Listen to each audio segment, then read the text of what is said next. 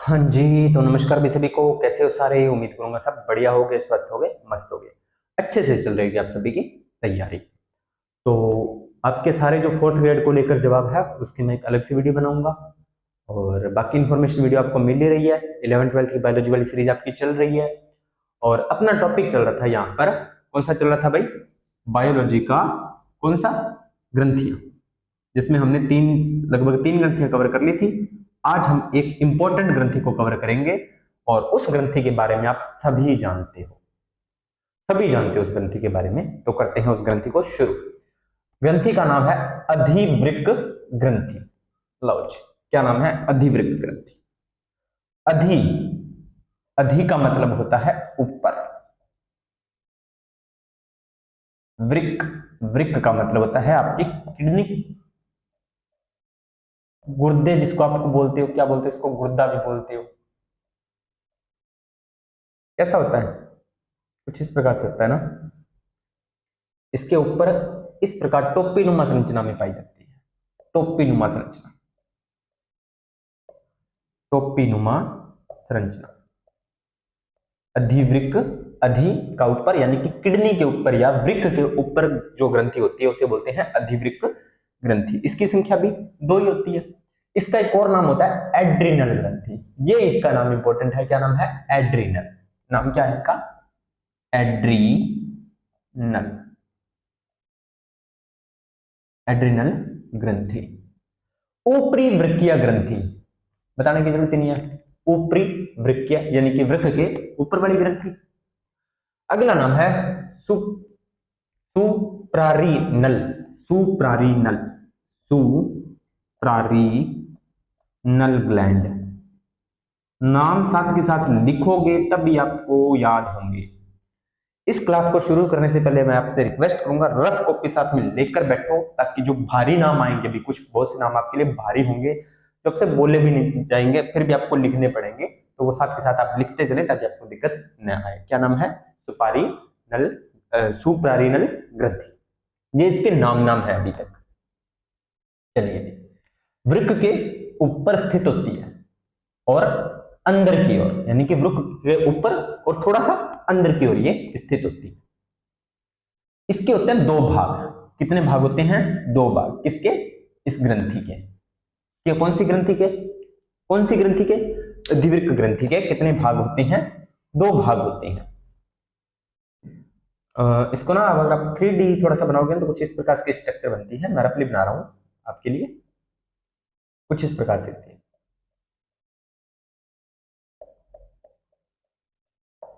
ये होता है बाहरी भाग। कौन सा? बाहरी भाग, जिसको बोलते हैं, क्या बोलते हैं? वल्कुट या कॉर्टेक्स। और ये होता है अंदर वाला भाग, जिसे बोलते हैं मध्यांश या मेड्यूला। मध्यांश या मेड्यूला। वल्कुट या कॉर्टेक्स बाहर वाला, और अंदर वाला मध्यांश या मेड्यूला। अब ये जो बाहरी भाग वल्कुट या कॉर्टेक्स मध्यांश व मेडुला से काफी अलग होता है। संरचनात्मक रूप से भी अलग होता है और कार्यात्मक रूप से भी अलग होता है। ये अलग हार्मोन सीक्रेशन करता है, ये अलग हार्मोन सीक्रेशन करता है। तो ये दोनों संरचना और कार्यात्मक दोनों रूप से ये अलग अलग होते हैं। इतनी बात आपको समझ में आ गई होगी। दो भाग होते हैं, बाहरी वल्कुट या कॉर्टेक्स, अंदरूनी मध्यांश या मेड्यूला। ये आपको नाम याद रखने पड़ेंगे। अभी तक क्या याद किया है? कि अधिवृक्क ग्रंथि, एड्रिनल ग्रंथि, ऊपरी वृक्कीय ग्रंथि और सुप्रारीनल ग्लैंड्स। दो भाग होते हैं, बाहरी भाग वल्कुट और आंतरिक भाग मेड्यूला। दोनों भाग होते हैं वो संरचनात्मक और कार्यात्मक रूप से अलग होते हैं। इतनी बात आपको क्लियर हो? ठीक है जी। दोनों भाग एक दूसरे से अलग होते हैं। अब अपने एक एक भाग को उठाएंगे और दो ही भाग है और उनके हार्मोन्स के बारे में पढ़ेंगे। तो पहला है एड्रिनल कॉर्टेक्स द्वारा स्त्रावित हार्मोन, यानी कि बाहरी भाग जो इसका है, ये वाला भाग, इससे कौन से हार्मोन स्त्रावित होते हैं? इससे जो हार्मोन स्त्रावित होते हैं वो कौन कौन से होते हैं, और स्त्रावित होने वाले हार्मोन्स और उनका काम क्या है? स्त्रावित होने वाले हार्मोन्स और उनका काम दोनों अपने को देखने हैं। ठीक है जी, इतनी बात आपको समझ में आ गई।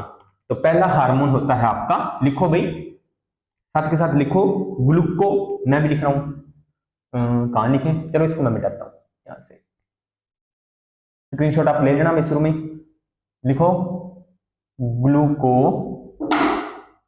ग्लूको कॉर्टिको कॉर्टिक्वा कॉर्टिक्वाइडस, ग्लूकोकॉर्टिक्वाइडस, ग्लूकोकॉर्टिकोइडस, ये हार्मोन क्या काम करता है। अब बहुत सी चीजें ना आपको नाम से क्लियर हो गई। ये अभी क्या लगा हुआ है, ग्लूको, ग्लूको से ग्लूकोज, ग्लूकोज या कार्बोहाइड्रेट, यानी कि भोजन से संबंधित जो पदार्थ होंगे। ये देखो ऐसे ना ट्रिक होती है, वैसे तो ये आपको याद करने पड़ते हैं, लेकिन दिमाग में कहीं ना कहीं अटकाने के लिए आप इन चीजों का यूज कर सकते हैं। ग्लूकोकॉर्टिकोइड्स भोजन उपापचय में महत्वपूर्ण भूमिका निभाता है। हमारा भोजन का जो उपापचय होता है, भोजन पचता है, उसके बाद में उसका श्वसन क्रिया होती है, उससे ऊर्जा बनती है, वो सारी उपापचय क्रियाएं होती है। वो सारी क्या होती है आपकी उपापचय क्रियाएं। तो इसमें जो आपका ग्लूकोकॉर्टिको हार्मोन्स है वो एक महत्वपूर्ण भूमिका अदा करता है। अब कौन कौन से, जैसे कार्बोहाइड्रेट हो गया, प्रोटीन हो गया, वसा होगी के उपापचय का नियंत्रण करता है। भोजन उपापचय में महत्वपूर्ण भूमिका निभाता है कार्बोहाइड्रेट, प्रोटीन और वसा। कार्बोहाइड्रेट, प्रोटीन और वसा। देखा जाए कार्बोहाइड्रेट, कार्बोहाइड्रेट, प्रोटीन और वसा, ये कहीं ना कहीं किसके यौगिक हैं, CHO। तो इनके उपापचय में, और ग्लूकोज का सूत्र भी क्या होता है, ग्लूकोज में भी क्या, ये तीन ही चीजें होती हैं। तो ग्लूकोज, ग्लूको, इस तरह से चीजों को कनेक्ट किया करो। हालांकि इनका कोई मतलब नहीं बनता, डायरेक्ट लाइन टू लाइन याद कर लो, आसान लगता है तो, लेकिन कनेक्ट कनेक्ट करके चलते हैं तो बहुत सी चीजें आपकी क्लियर होती है। ठीक है, इसलिए मैं कनेक्ट करके बढ़ाता हूँ चीजों को। तो कार्बोहाइड्रेट, प्रोटीन, वसा के उपापचय का नियंत्रण करता है।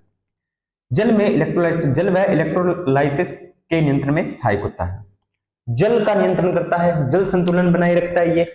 और क्या करता है, इलेक्ट्रोलाइसिस, जैसे अपनी बॉडी में जो प्रतिवर्ती क्रियाएं होती हैं, जो सूचनाओं का आदान प्रदान होता है, उसमें भी ये महत्वपूर्ण भूमिका अपनी अदा करता है। ठीक है, सारी चीजें कहीं ना कहीं भोजन से जुड़ी हुई हैं भाई। अगला है अमाशयिक स्त्राव को प्रेरित करता है। अमाशय यानी कि अमाशय में जो स्त्राव होने वाले हार्मोन्स होते हैं, एंजाइम्स होते हैं, मोस्टली अमाशय से एंजाइम स्त्रावित होते हैं। ठीक है, तो अमाशय से जो एंजाइम स्त्रावित होते हैं और हाइड्रोक्लोरिक एसिड स्त्रावित होता है, जो हमें भोजन को पचने में हेल्प करता है, भोजन को सड़ने से बचाता है, ये सारी बातें मैं आपको पाचन तंत्र में करवा चुका हूं। ठीक है, तो उसके जो अमाशय से जो चीजें स्त्रावित होती हैं, चाहे कुछ भी चीजें वहां से स्त्रावित हुए, उसको ये प्रेरित भी करता है। तो अमाशय में भोजन पचना है, तो घूम फिर के बाद कहां पर आ रही है सारी की सारी, ग्लूकोज से भोजन पर। तो ये सारा का सारा फोकस इसका भोजन पर ही है। प्रदाह विरोधी, ये थोड़ी सी इंपॉर्टेंट है। प्रदाह विरोधी, ये WBC पर नियंत्रण कर उसे उत्तेजक पदार्थ के प्रति सुरक्षा प्रतिक्रियाओं को रोकते हैं। ये WBC पर क्या करते हैं, नियंत्रण करते हैं, और जो उत्तेजक पदार्थ होते हैं यानी कि हार्मोन्स होते हैं या जो एंजाइम्स होते हैं, उनके प्रति सुरक्षा की प्रतिक्रियाओं को रोकते हैं। ठीक है, अगला है आरबीसी की संख्या बढ़ाने में महत्वपूर्ण भूमिका अदा करते हैं और WBC पर नियंत्रण रखते हैं। आरबीसी पर क्या रखते हैं, आरबीसी को संख्या बढ़ाने में मदद करते हैं, और WBC पर क्या रखते हैं, ये अपना कंट्रोल रखते हैं। ये आपको इतनी बातें समझ में आ गई। तो दोबारा फिर फटाफट रिवीजन करें। अधिवृक्क ग्रंथि, एड्रिनल ग्रंथि, ऊपरी वृक्कीय ग्रंथि और सुप्रारिनल ग्रंथि, फिर दो भाग कोर्टेक्स मेडुला, दोनों के भाग अलग अलग, ग्लूकोकॉर्टिकोइड्स हार्मोन्स भोजन के उपापचय में सहायक, कार्बोहाइड्रेट प्रोटीन का नियंत्रण करता है। उसके बाद में आगे देखें तो जल व इलेक्ट्रोलाइसिस को नियंत्रण करता है। फिर उसके बाद में देखिए तो अमाशय स्त्राव को प्रेरित करता है, WBC को कंट्रोल में रखता है, RBC को संख्या में हेल्प करता है। इतनी बातें इस हार्मोन की है। अगला दूसरा हार्मोन है मिनरलो कॉर्टिकोक्वाइडस, मिनरलो कॉर्टिकोक्वाइडस, मिनरलो कॉर्टिकोक्वाइडस। आप इसका थोड़ा ना स्क्रीनशॉट ले लो, मैं थोड़ी सी इंक डाल लूं, मार्कर चल ही नहीं रही। चलो कोई बात नहीं, चलेंगे।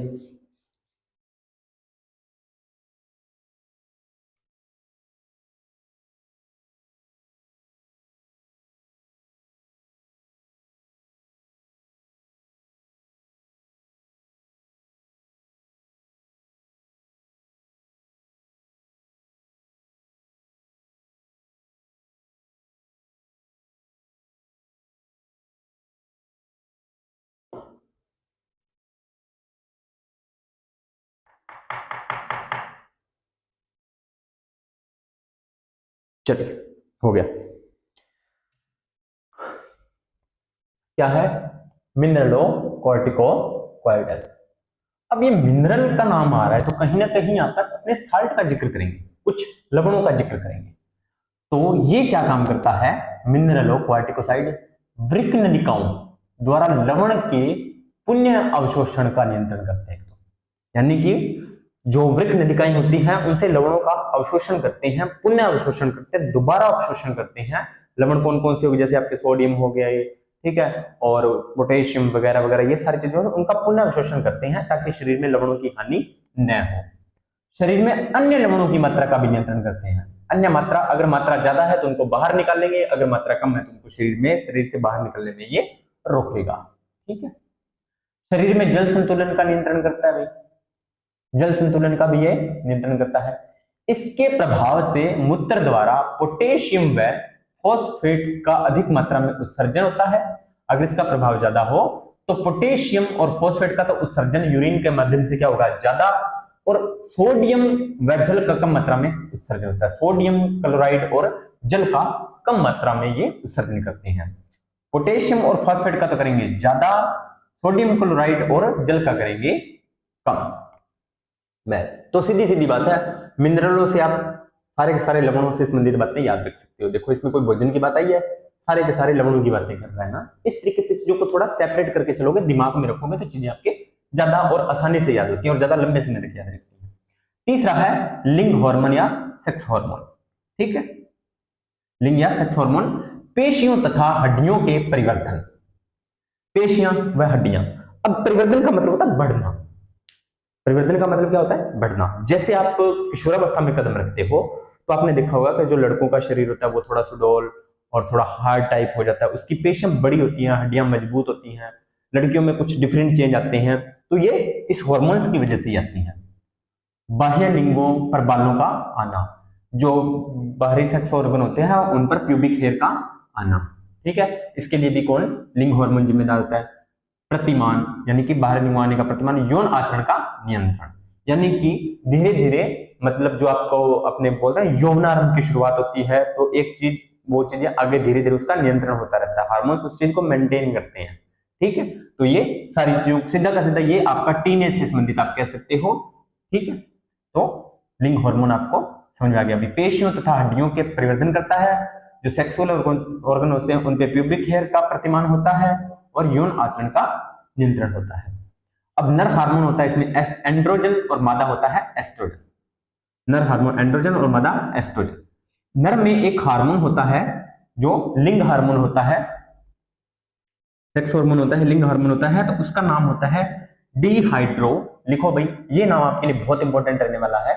लिखो, एस्ट्रोजन एंड्रोजन तो आपको याद ही है। डिहाइड्रो, डी लिखो साथ के साथ, डिहाइड्रो, डिहाइड्रो एपी एंड्री, डिहाइड्रो एपी एंड्रोस्टेरिन तो रिन। Dehydroepiandrosterone, epiandrosterone, dehydroepiandrosterone, dehydroepiandrosterone. ये मोस्टली मेल्स में पाया जाता है ये हार्मोन, लेकिन कई बार स्त्रियों में इसकी मात्रा अधिक होने पर, यानी कि इस हार्मोन की स्त्रियों में अधिक होने पर चेहरे पर बाल बढ़ने लगते हैं। चेहरे पर क्या बढ़ने लगते हैं? बाल बढ़ने लगते हैं, और जिसे बोलते हैं एड्रिनल। क्या बोलते हैं? Adrenal, adrenal. और इसके एड्रिनल के आगे इसका और नाम होता है विलिरिज्म, एड्रिनल विलिरिज्म, एड्रिनल विलिरिज्म, एड्रिनल विलिरिज्म बोलते हैं। ठीक है, ये आपको ध्यान में रखना है। दोबारा फिर बताता हूं लिंग हार्मोन के बारे में। क्या काम करता है? पेशियों व हड्डियों की परिवर्धन करता है, सेक्सुअल ऑर्गन पर प्यूबिक हेयर का आगमन करवाता है और यौन आचरण का नियंत्रण करता है। नर में एस्ट्रोजन, मादा में, नर में एंड्रोजन और मादा में एस्ट्रोजन। नर में एक मुख्य हार्मोन होता है डिहाइड्रो एपीएंड्रोस्टोरिन। स्त्रियों में अगर यह हार्मोन ज्यादा हो जाए तो उनके चेहरे पर बाल आने लगते हैं और जिसे बोलते हैं एड्रिनल, एड्रिनल विलिरिज्म। नाम याद रखना है। स्त्रियों में अगर ये हार्मोन आ जाए तो क्या होगा? एक बीमारी होती है जिसे बोलते हैं एड्रिनल विलिरिज्म, एड्रिनल विलिरिज्म। ठीक है, ये हो गई कोर्टेक्स द्वारा स्रावित हार्मोन। अगला है आपका एड्रिनल मेड्यूला या मध्यांश द्वारा स्रावित हार्मोन व उसके कार्य। तो पहला है एड्रीनेलिन, नाम से पता लग रहा है एड्रिनल ग्रंथि एड्रीनेलिन हार्मोन, एड्रिनल ग्रंथि एड्रीनेलिन हार्मोन। ठीक है, एड्रिनल ग्रंथि एड्रीनेलिन हार्मोन। एड्रीनेलिन का एक और नाम होता है एपिनेफ्रिन, एड्रिनल का एक और नाम होता है एपिनेफ्रिन, ये भी आपको याद रखना है। एड्रीनेलिन, एपिनेफ्रिन या एड्रीनिन भी इसका नाम होता है। तो तीनों मिक्सअप है, तो याद करने की कोई दिक्कत वाली बात नहीं है ना। यह हार्मोन अगर हमारी बॉडी में होता है या कब होता है ये हमारी बॉडी में स्रावित, एक तो अपने को जब क्रोध आता है यानी कि गुस्सा आता है, जब अपने को क्रोध आता है तब ये हार्मोन अपनी बॉडी से रिलीज होता है। एक जब हमें डर लगता है किसी भी चीज से, इसका मैं आपको एक क्रोध का तो चलो कोई बात नहीं, आपको डर का एक एग्जांपल देता हूं, ये हार्मोन हमें क्यों ज्यादा मतलब चीजें होती हैं। ये सारी चीजें आपस में जुड़ी हुई होती हैं। इमेजिन करो आप कहीं जा रहे हो, ठीक है, और आपके पीछे कुत्ता पड़ गया, आपको कुत्ते से डर लगता है नहीं, उससे पहले आप मान अपने घर पे आ रहे हो, ठीक है, आपका घर का गेट बंद है, तो आप बाहर की बेल बजाओगे भी गेट खोलो, है ना, या वेट करोगे भाई गेट खोलने के तो हम अंदर जाएंगे। फिर आप किसी ने गेट नहीं खोला तो आप क्या उसका गेट को या दीवार को फांदने का प्रयास करोगे, ठीक है, आप नहीं फांद पाओगे अगर थोड़ी सी बड़ी है तो। लेकिन वहीं आपके पीछे कुत्ता पड़ा है और अब आपको दीवार फांदनी है, क्योंकि आपको पता है भी अगर हमने दीवार नहीं फांदी तो हमें क्या हो जाएगा, ये कुत्ता काट लेगा, तो आप उस टाइम उस दीवार को फांद जाओगे। ठीक है, तो ये एक डर का माहौल भी पैदा करता है, और इसी के साथ साथ इसे करो या मरो हार्मोन भी कहते हैं। मानसिक तनाव, जब अपने डिप्रेशन में होते हैं, तनाव में होते हैं किसी बात को लेकर, तो हमें अलग अलग एक फीलिंग आती रहती है, अलग अलग अपनी बॉडी में एक एक बात को रिपीट होती रहती है, तो ये हार्मोन की व्यवस्था। व्यस्तता की अवस्था, अपने ज्यादा बिजी हैं, बहुत ज्यादा बिजी हैं, तो अपने एक बेचैनी सी होती रहती है कि फटाफट इस काम को खत्म करें, फटाफट इस काम को खत्म करें, फटाफट, अब ज्यादा बिजी है तो अपने ये चीज होती है कि फटाफट इस काम को खत्म करें। तो ऐसी अवस्थाओं में ये अधिक स्रावित होता है, ऐसी अवस्थाओं में ये अधिक स्रावित होता है ताकि अपनी बॉडी मेंटेन रहे, क्योंकि अगर क्रोध ज्यादा आ गया तो ये उसको थोड़ा सा मतलब कंट्रोल करने का प्रयास करता है, डर की अवस्था में भी ये उसको हैंड ओवर करने की या हैंडल करने की कोशिश करता है, मानसिक तनाव में भी ये ज्यादा होता है तो उसको मतलब हाइपर नहीं होने देता चीजों को, तनाव की अवस्था में भी या व्यवस्था की अवस्था में भी ये चीजें होती हैं। संकटकालीन परिस्थितियों में, अब संकटकालीन परिस्थितियां भी मैंने वो डॉग वाला एग्जांपल बताया, ऐसी कंडीशंस में भी ये उचित कदम उठाने के लिए एक निर्णय लिया जा सकता है। हृदय स्पंदन दर को बढ़ाता है, अब ऐसे इनमें से कोई भी कंडीशन होगी तो सीधी सी बात है हृदय स्पंदन दर ऑटोमेटिकली बढ़ जाएगी भाई, हृदय स्पंदन दर क्या होगी, ऑटोमेटिक बढ़ेगी, ब्लड सर्कुलेशन ज्यादा होगा, ऑक्सीजन की ज्यादा डिमांड होगी, ग्लूकोज जल्दी टूटेगा और जल्दी ज्यादा से ज्यादा एनर्जी बनाएगा चीजें ताकि मेंटेन रहे। रोंगटे खड़े होने लगते हैं, सीधी सी बात है ऐसी कंडीशन होगी तो बॉडी में रोंगटे अपने आप खड़े होते हैं, पसीना आता है, बेचैनी होती है, आंख की पुतलियां भी फैल जाती हैं, आंख की जो पुतलियां होती हैं वो भी फैल जाती हैं। इससे हार्मोन के एक दो नाम है, यहां से क्वेश्चन आता है, इसे लड़ो या उड़ो, या तो लड़ लो या भाग जाओ, या करो या मरो, दो हार्मोन के नाम से भी इसे जाना जाता है, संकटकालीन परिस्थितियों के नाम से। तो ये सारी चीजें इस वजह से होती है हमारी बॉडी में। अगला है नोर एड्रीनेलिन, नोर एड्रीनेलिन या नोर एपिनेफ्रिन, नोर एपिनेफ्रिन, ये वैसे मैं आपको करवा चुका हूं पहले थोड़ी थोड़ी चीजें, पर फिर भी जो बुक्स में है उतनी ही, जैसे 11th की बायोलॉजी पढ़ेंगे तो उसमें और डिटेल से करवाऊंगा, है ना। अगर आपको 11th की बायोलॉजी पढ़नी है तो ये चीजें आप पहले पढ़ के आइए वहां पर, फिर आपको और ज्यादा अच्छे से समझ में आएगा। नोर एपिनेफ्रिन हृदय पेशियों को उत्तेजनशीलता व संकोचनशीलता को प्रेरित करता है, हृदय जो पेशी होता है उसमें उत्तेजनशीलता लाता है और संकोचनशीलता को प्रेरित करता है। दूसरा, बीपी को बढ़ाता है, हृदय स्पंदन पर एकाएक रुकावट जाने पर पुण्य चालों में हेल्प करता है। यानी कि कई बार क्या होता है हमारी हृदय स्पंदन अगर अचानक से बहुत ही क्षणिक समय के लिए रुक जाए तो इसे फटाफट ये पुण्य चालू करवाता है। कौन? नोर एपिनेफ्रिन, ये स्टार लगा लेना, ये क्वेश्चन बन सकता है। ठीक है, इतनी बातें हैं, दोनों के हार्मोन हो गए कंप्लीट, मोस्टली अपने इतने, वैसे और ज्यादा होते हैं वो अपने जब 11th क्लास की बायोलॉजी पढ़ेंगे वहां पर आपको पढ़ाऊंगा, एग्जाम से इंपॉर्टेंट व्यू से इतने ही है। एड्रिनल ग्रंथि या उसकी हार्मोन स्रावित होते हैं उससे कमी से होने वाले, अगर एड्रिनल हार्मोन की कमी हो जाए तो कौन कौन से रोग हो सकते हैं, तो एक हो सकता है एडिशन, कौन सा रोग? एडिशन। एडिशन रोग में क्या होता है, रुधिर दाब कम हो जाता है, ब्लड प्रेशर डाउन। सोडियम व जल का उत्सर्जन हमारी बॉडी में बढ़ जाएगा, यानी कि हमारी बॉडी क्या करेगी, सोडियम को और जल को बहुत ज्यादा उत्सर्जन के माध्यम से बाहर निकालेगी। अब ज्यादा हमारी बॉडी से जल बाहर निकलेगा तो सीधी सी बात है रुधिर दाब कम हो जाएगा और शरीर में निर्जलीकरण यानी कि शरीर में पानी की कमी आ जाएगी। चेहरे व गर्दन व त्वचा पर जगह जगह चकत्ते बन जाएंगे भी, ठीक है, चेहरे व गर्दन व मतलब शरीर पर जगह जगह चकत्ते से बन जाएंगे, तो ये एडिसन रोग। अगला है कॉन्स रोग। कॉन्स रोग, इसमें क्या होता है, सोडियम व पोटेशियम की कमी होती है, पेशियों में आ जाती है अकड़न, पेशियां अकड़ जाती हैं और रोगी की हो जाती है मृत्यु। अगर इस हार्मोन की ज्यादा मात्रा हो जाए तो क्या होगा, तब एक रोग होता है कुशिंग रोग। कौन सा रोग, कुशिंग रोग। इसमें क्या होता है, सोडियम व जल का जमाव अधिक होता है, सोडियम और जल का जमाव होने लग जाएगा, पेशियां शिथिलन होने लगती हैं, प्रोटीन कैटाबॉलिज्म बढ़ जाता है, हड्डियां अनियमित हो जाती है। अगला है एड्रिनल विलिरिज्म। एड्रिनल विलिरिज्म, इसको थोड़ा ध्यान से देख लो भाई। स्त्रियों में पुरुषों के समान लक्षण बनने लगते हैं। एड्रिनल विलिरिज्म में क्या होता है, स्त्रियों में पुरुषों के समान लक्षण प्रकट होने लगते हैं, जैसे चेहरे पर दाढ़ी मूंछ का आना, आवाज भारी होना और ऐसे बांझपन का शिकार होती हैं, ठीक है। एड्रिनल विलिरिज्म की जो स्त्रियां होती हैं वो बांझपन की शिकार होती हैं और हार्मोन मैंने आपको बता ही दिया था, डिहाइड्रो एपिएंड्रोस्टोरेसिस, ठीक है, स्टोरी। ये हार्मोन्स की वजह से एड्रिनल विलिरिज्म बीमारी हो सकती है और ये मोस्टली महिलाओं में होती है क्योंकि इसमें पुरुष हार्मोन बढ़ जाता है, ठीक है। तो ये थी अपनी अधिवृक्क ग्रंथि। अगली ग्रंथि होगी अपनी थाइमस ग्रंथि। कौन सी, थाइमस ग्रंथि। तो उम्मीद करता हूं आपको ये क्लास अच्छी लगी होगी। अगर ये क्लास अच्छी लगी हो तो वीडियो को लाइक करना, शेयर करना, कमेंट करना और चैनल को करना सब्सक्राइब, ठीक है। इससे से जो इंपॉर्टेंट क्वेश्चन बनते हैं वो आपको क्या ध्यान में रखना, मैं फटाफट रिवाइज करवाता हूं 1-1.5 मिनट के, ध्यान से सुनना। अधिवृक्क ग्रंथि 1 या 1.5 मिनट में आपको करवाता हूं। अधिवृक्क ग्रंथि, दूसरा नाम एड्रिनल ग्रंथि, ऊपरी वृक्कीय ग्रंथि और सुप्रारीनल ग्लैंड, ये इसके नाम हो गए।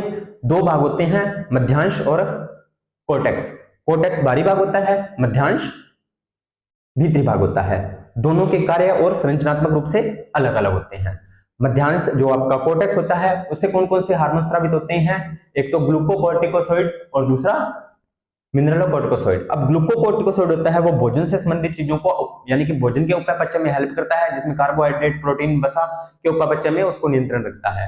जल का निर्जलीकरण में हेल्प, जल का संतुलन को बनाए रखता है, आरबीसी की संख्या में वृद्धि करता है। वहीं मिनरलों में देखें तो मिनरलों में क्या देखना है, शरीर में रुधिर जो आपकी वृक्क नलिकाएं होती हैं वहां से लवणों के पुनर्विशेषण को कंट्रोल में करता है और अन्य लवणों के भी पुनर्विशेषण को कंट्रोल में करता है, ठीक है। उसके बाद में आते हैं मध्यांश में। मध्यांश से कौन सा, एड्रेनालिन और नोरएड्रेनालिन।